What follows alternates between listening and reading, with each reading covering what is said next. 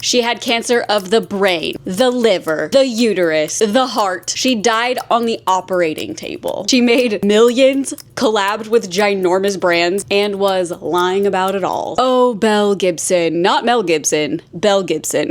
Which, let me tell you, I had no idea about this story. It happened between like 2012 and 2017, kind of, so definitely pre-TikTok. But this story fascinated me. I am so interested in people who just lie out of their butts, especially when it's something that you know you will get caught. Like, how do you lie about this? I don't understand. But let's get right into it. The only thing we know about Belle's childhood is from her own mouth. So Belle was born in October of 91. Allegedly, we'll get there. Her father was absent. She said she grew up in a chaotic home. She had to take care of her mom and her brother. Her mom had MS and her brother had autism. So according to her, she had to grow up very fast and didn't really have a childhood. She claims that she was the one like making appointments for her brother and her mom and really advocating for her brother that has autism. And at 12 years old, she moves out, okay? She moves out. She says that she was living on couches with friends, family. Come to find out, her mom comes out at the end of this and says that she was staying with a man in the neighborhood who was like an older guy. So I have so many questions about that. Because honestly, couch surfing around your friends' parents' houses seems a little bit safer than just staying at an older man's house in your neighborhood. That was pretty close to their house. So I don't know what's going on there. And then at 17, she moves across the country. This is in Australia, by the way. Now, we know this information because journalists went back and found her online blueprint kind of from before everything went down. So when she was 17, she moved across Australia. She kind of changed her personality. She dyed her hair dark. She was kind of more edgier. Like, it's not a phase, mom. You know what I mean? She, I guess, finds this group of friends in a skateboarding community. I don't know if she was skateboarding or she just liked it. I have no idea, but she was a part of this damn community. She also was a part of a skateboarding forum, and she would write in there all the time. And she was described as like very likable, very bubbly, happy. Like, I'll help you whenever you need to, whatever. Just like a good person. So she's writing on these forums all the time, and everyone's talking to each other, and she's just, you know, silly goofy. And one day it starts to get a little serious. It gets darker, and she starts talking about her health problems. So this is May of 2009. She posts on this forum that she has had a stroke and has heart problems. She also lets them know that she needs a valve replacement in her heart but cannot afford one. So she is like, I'm not well. Everyone is concerned. People are like, oh my gosh, like whatever we can do, please let us know.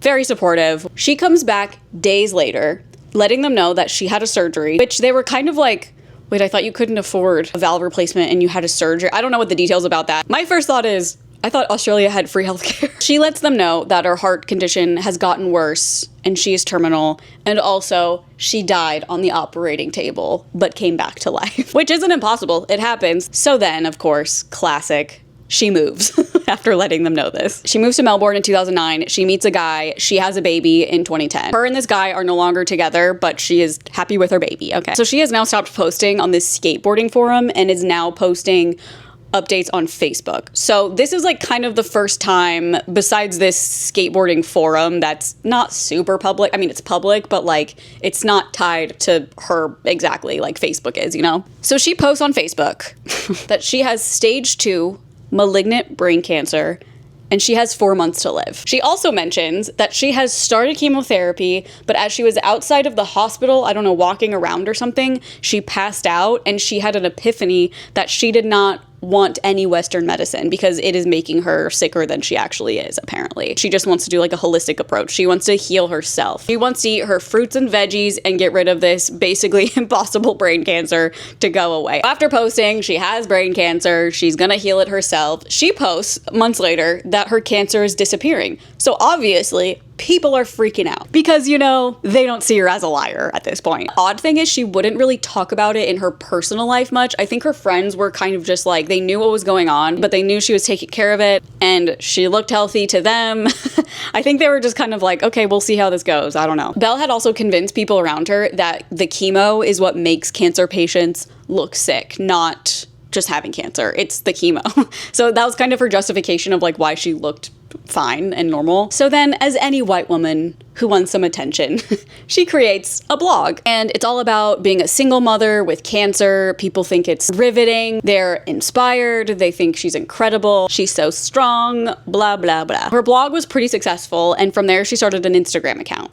All right, this is when things get crazy. The account is called Healing Belle, and it's basically just documenting her health journey, how she's healing herself, her recipes, health advice, all the wellness stuff. So the wellness community is obsessed with this, and the scary part is a lot of cancer patients were stoked about this because they were like, oh my gosh, this woman has what I have and she's healing it herself. Like, there's another possibility for me. This is like a whole, let me just talk about the wellness industry for like 5 seconds, okay? The wellness industry, we all know what it is. It's health, spirituality, beauty, cooking, healthy eating, kind of RFK Jr. anti-vax pipeline. I'm gonna drink some raw milk. It's a $4.5 trillion industry. It's an industry that sells fixes to things with unregulated products like powders, vitamins, hair serums, weight loss, this, that. The wellness industry is heavily driven by profit, and what I wanted to connect this with Belle, because obviously she's now becoming like a wellness influencer, it can be very predatory. Wellness in general obviously is important,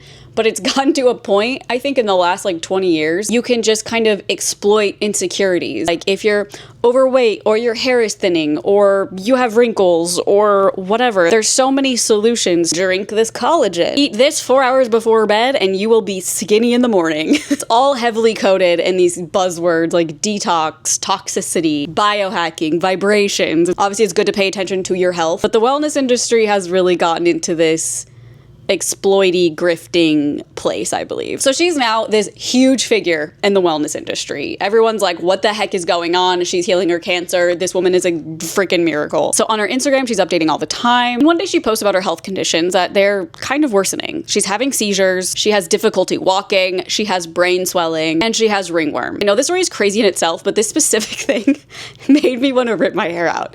So she told her followers, she took a shot of apple cider vinegar and she pulled her ringworm, the worm, out of her mouth. Ringworm is a fungus. There is no worm involved. No worm whatsoever. Not up here, not here, not down, nowhere. There's no worm involved in ringworm. But her followers were so excited. And obviously, like I said, so many of these people were cancer patients. So they're probably like, oh my gosh, there's so many things I didn't know about that could heal this, heal that, heal my liver, heal my kidney, heal my brain, like whatever. This girl is selling them lies. So now it's 2013. She creates an app. It's called the Whole Pantry app. Contains recipes, healthy eating, how to cure this, how to cure that. And it gets 200,000 downloads in the first week. So people are loving it. Apple takes notice. They put her app on the best food and drinks app of 2013. And along with the list, Apple also puts her app pre-installed on the Apple Watch. So she is just a pioneer. She's making tons of money. Tons of money. I mean, this Apple deal, she is so excited to tell people that she is donating almost all of it to charity, she says. Almost all of it. She even met with a couple that had a son that had an incurable brain cancer just like her.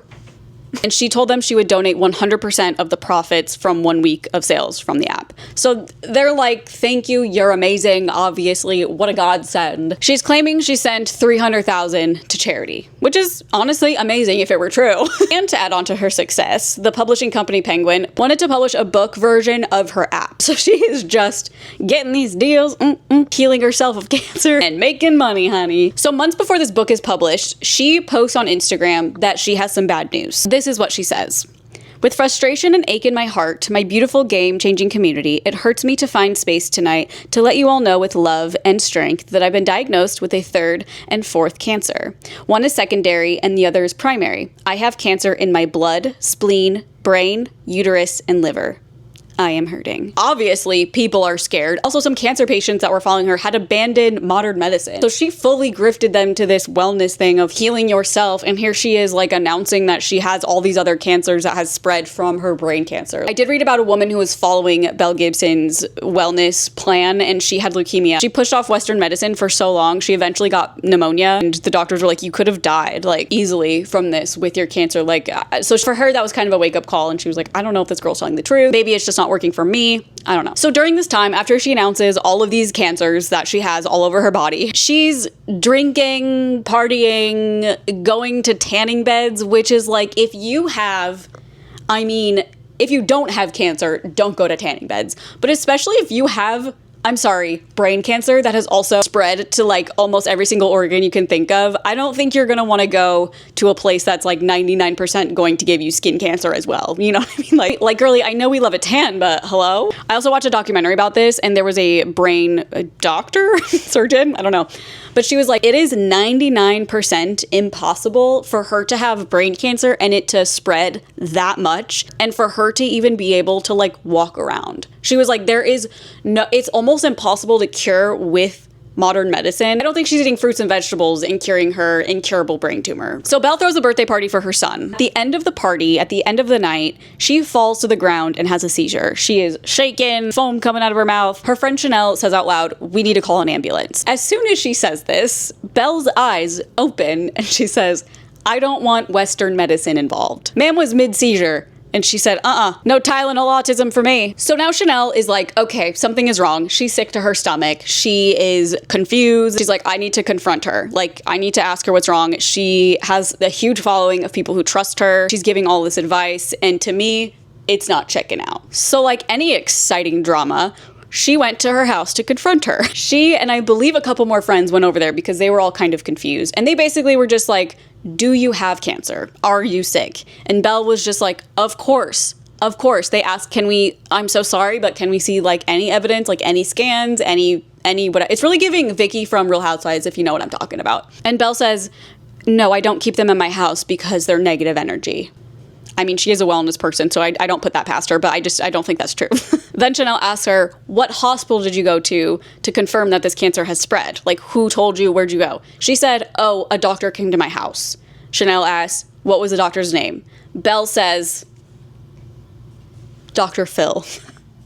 Which for me, I was cracking up because like Dr. Phil, obviously in America, Dr. Phil is a TV character, but I believe she was working with like a holistic practitioner named Phil, so that's who she claimed was Dr. Phil. I don't know. So things kind of get heated and they leave. They're frustrated. Belle's mad that they don't believe her. They still are not convinced. They leave. This is the night before her book gets published, by the way. So the book unfortunately comes out and Chanel is like, I need to get on top of this. Like, I don't think this person is telling the truth. I don't think she has cancer. She's not healing herself. She's telling all these people, all these cancer patients are abandoning modern medicine because of her book and her app and her blog, whatever. Chanel contacts lawyers, reporters, news stations, and kind of everyone is just like, that's a crazy claim to say that she doesn't have cancer. 2 reporters finally come around and they start to work with Chanel. They basically figure out that she does not have cancer, but they cannot prove it because that's a very hard thing to prove. So they go the charity route. They reach out to these charities that she has sent $300,000 to,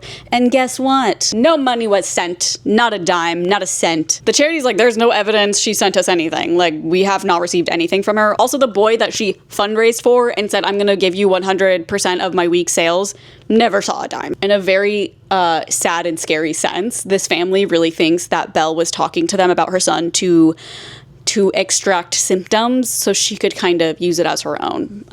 Yeah, that's insane. So an article gets put out about these charities she never sent. They also kind of dig into her age. They figured out she is not the age she said she is. They include her friends' doubts, kind of everything together that's like, hey, this person is probably lying, and also she never sent money to any charities, so do with that what you will. Belle goes on social media and is like, do not believe these journalists. Her followers start attacking the journalists. Her followers are pretty much convinced that these journalists are with Big Pharma. Like, don't want this story of this girl who's healing herself by natural means, by eating clean, eating healthy, being a guru.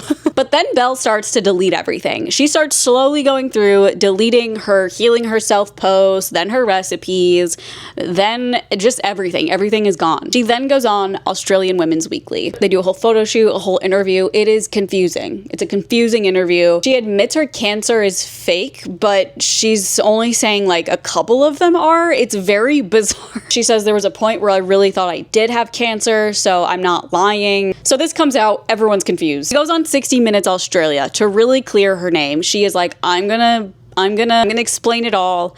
Everyone will understand. By the way, this is the most bizarre interview I've ever seen. It is on YouTube. If you just YouTube 60 Minutes Belle Gibson, it'll be right there. It is the craziest interview I've ever seen. So this interview also caused way more confusion, but also kind of put the nail in the coffin. She said she was wrongfully diagnosed of cancer in 2009 by a doctor using German technology. So this is when she had brain cancer. She said she was diagnosed, but it was a misdiagnosis. She kept saying she's speaking from her own reality. She did have brain cancer because she thought she had brain cancer, kind of giving girl math, but not really. She also says she has 2 birth certificates and her name was changed 4 times as a child.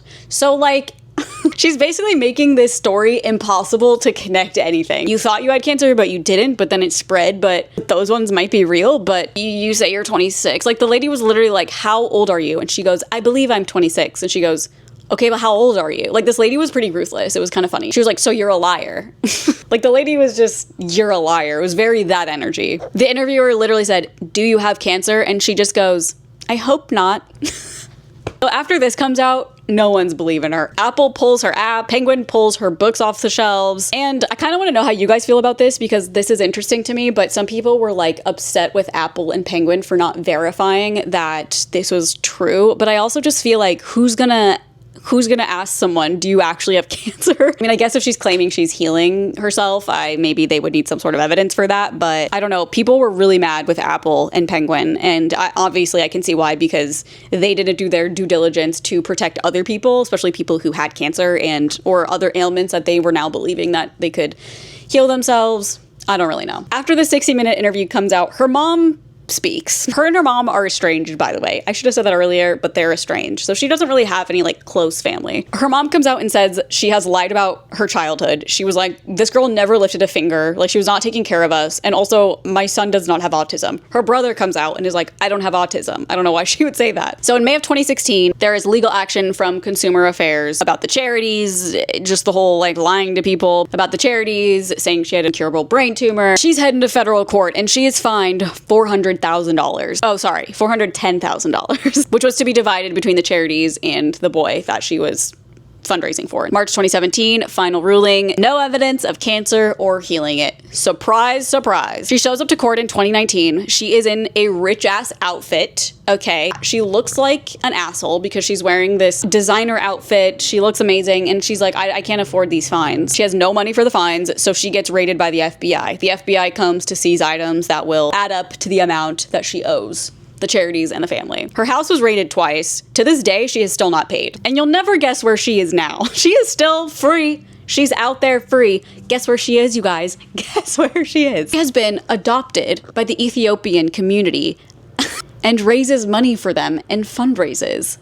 I also read she was like a Muslim financial advisor, but I don't really know how those coexist. Didn't look too much into that because I'm sure she's lying about whatever she's doing. I also read that there's a girl in her community that died of cancer, and Belle went to her funeral and she was like sobbing and sobbing at her funeral, and people were like, you guys weren't even friends. Like, y'all were not even friends. The sad thing is, it just seems like she really wants attention. Like, she went to this skateboarding forum to develop her online personality or something, and then she just straight up went for it. That's what it feels like. I just can't believe she is not locked up. She probably killed people by way of them following her lifestyle and what she promised to them. And I mean, I guess Apple and Penguin could be...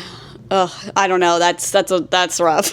I thought the story was so interesting. There's a documentary I watched on Netflix, and there's also a show called Apple Cider Vinegar. Apparently it's not like the exact story, like beat by beat, but it is about the story. So if you're interested, I don't know if it's good. I haven't watched it. I just watched a documentary, but the documentary is fascinating, but you don't really have to watch it now because I just told you everything about it. If you like this, please subscribe. Please leave a comment of something you want me to cover because this is so fun for me. I said this on my community page, but I do feel a little burnt out of vlogging, and I feel like this is my perfect little like getaway from vlogging, is to cover like insane stories. So I just really like it. It's what I would do. Like, I feel like if I had a podcast by myself, this is what I would be doing. So I was just kind of like, why don't I just dabble in that? So if you guys like it, I love that. If you don't, that's fine, I guess. Yeah, please subscribe, leave a comment, and let me know if there's any crazy weird stories like this. I don't know. You guys know me. I like a bizarre story. And with her being an influencer, all right, well, I love you guys. I will see you next time I post. Bye.